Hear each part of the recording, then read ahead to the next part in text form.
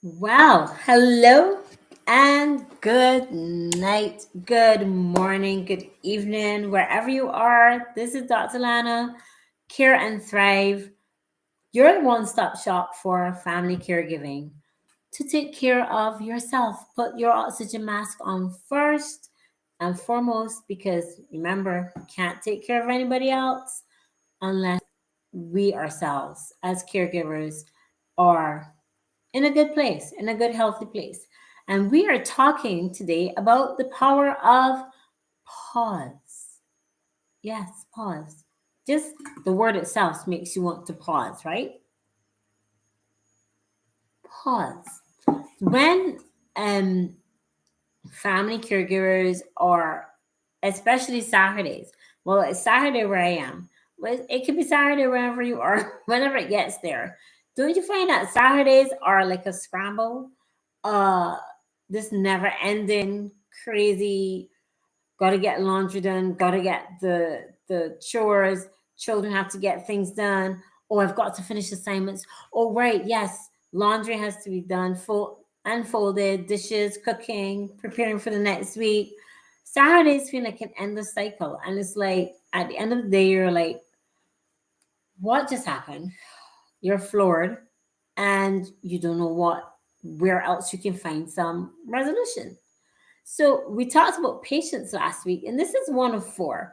And patience, remember we did, just to recap, five, four, three, two, one.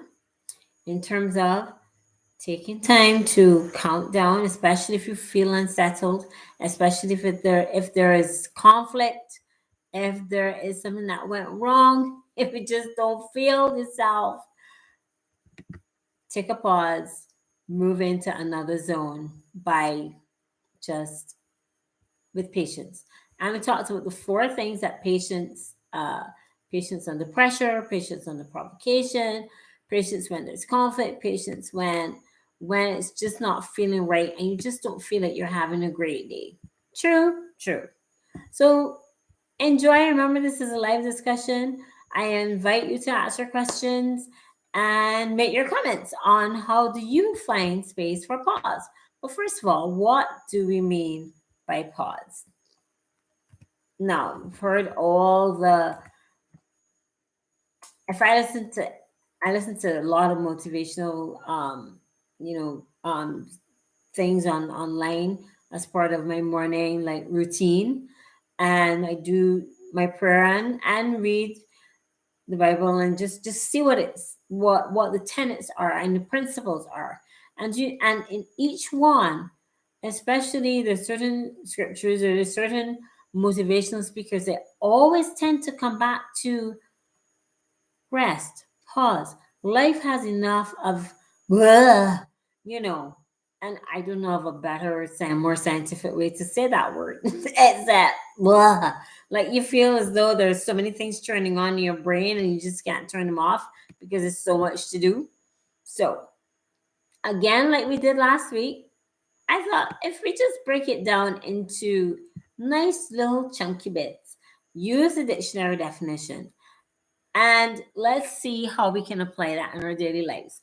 How about that? So, shall we continue? Here we go. So, using Webster's Dictionary, Merriam Webster's Dictionary, very well known. You can take your own definition, but we use this because I find that it's just crystallizes the points, and we can actually you can actually take something from this. So remember, as we go along, you're going to get your different points.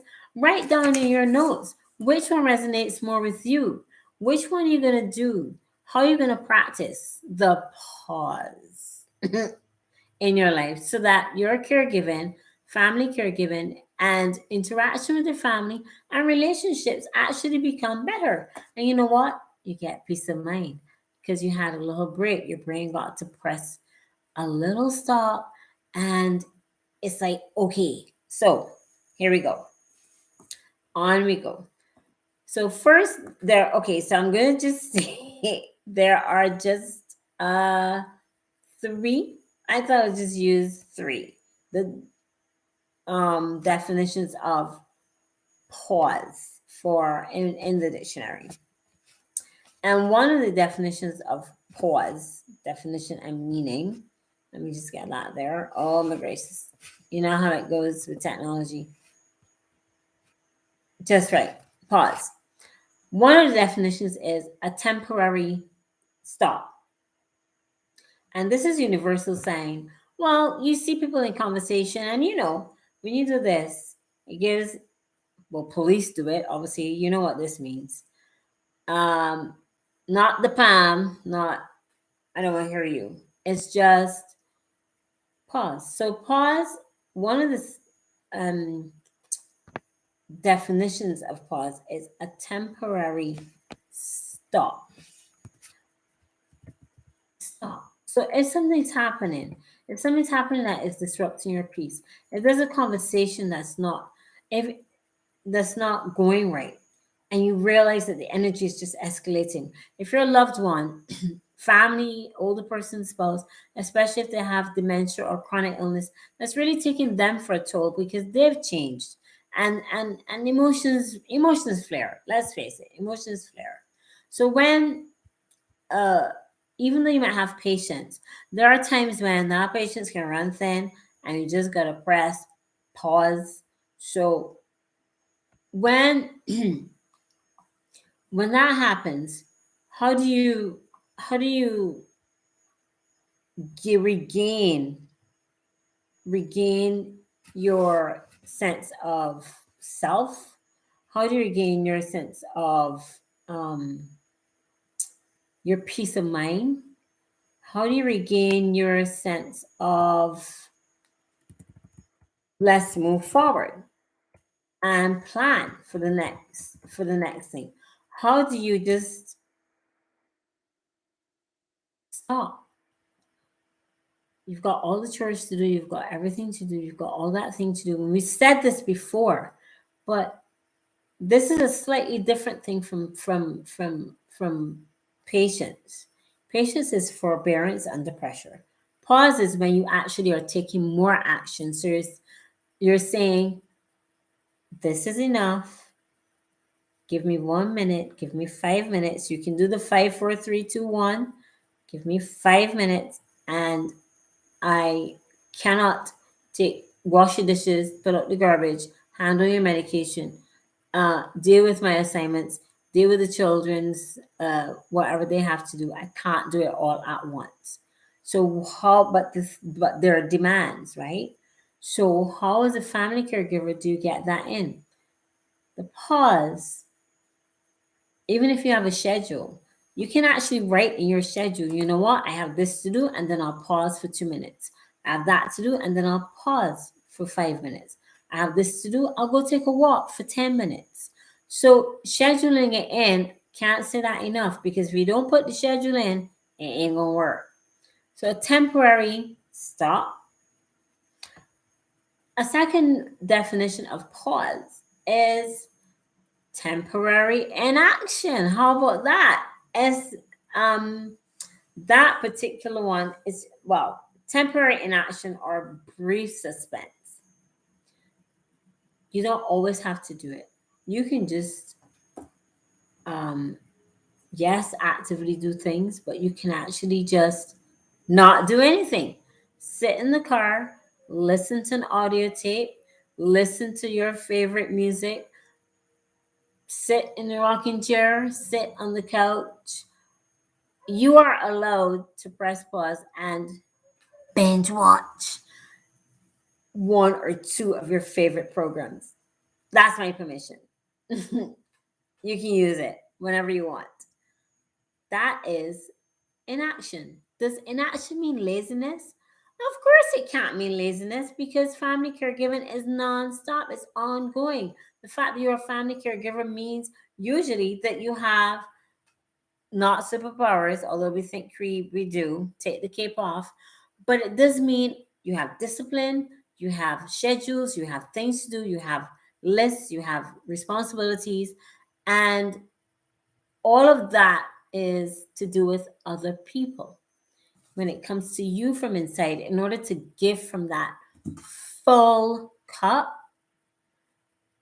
there is a place where you do have to do nothing at all, and in a passive things. So as I said, watching your favorite movie, listening to music, what that does tells your brain, oh, we're in calm now, we're in settle now. You know what that does too? It gives you again clarity of thought. It gives you a place to start making better decisions. It gives you a place where you can think, well, how do I prevent a issue last time? Here's what happened last time. Here's how I'm going to prevent it. I am swamped. I need somebody to delegate. I make the schedule, set everything out a week in advance, set it out 3 days in advance. Have someone as backup. We mentioned that before. Family, friend, uh, preferably not full. Family, friend, or neighborhood volunteer. Check with your community hub. There's loads of resources for the days that you feel that you have the most chores, which is usually Saturdays, and have them say, well, can you fit in, or can you bring it for me early in the week so that your Saturday is not swamped with everything, and then you feel like something that was dragged in and you just have to collapse on the ground. There's nothing left. Life will bring its unexpected things, and you have to have a contingency plan. We got to say that. So, temporary, stop. Temporary, temporary. We're not asking you to do this for all times. Temporary inaction. Do nothing, as in you're passively doing nothing, but your brain is creating, your brain is restoring, your brain is actually telling you this is good. We can make better decisions from here. What's the third and final pause that you can do? That I found that one to be that one's like if you are hesitating. So that's another inaction from hesitating. Like before I do this, let me wait. Is this the best decision? So that's your other pause. So if you're loved one, oh boy, and let me tell you, when they're not eating, they choose, you put their favorite food, they're not eating, and you realize that didn't work it worked the last time and it's not working now. You asked and they say yes, and then they don't want to eat it, and they have to eat. So pause for a moment's hesitation. If you're uncertain, maybe say, you know what, mom, dad, uncle, spouse, my dear, what if we switch it up and you use this food today? Would you like that? Whether or not they answer and you make it something different, you've actually hesitated with purpose, if that makes sense. You've hesitated because you're uncertain, and uncertainty brings disruption in your body. It just brings that unsettlement. So there's nothing wrong with hesitating, with just taking a minute or two to say, you know what, I did this the last time. I'm uncertain on what to do. Where do I go next? You can call a friend. You can remember a past experience. You can chat with a nurse or a doctor if it's something medical, and ask the question. Feel free. So we're all in this together. It's a new thing. Family caregiving is ongoing. It's the long game.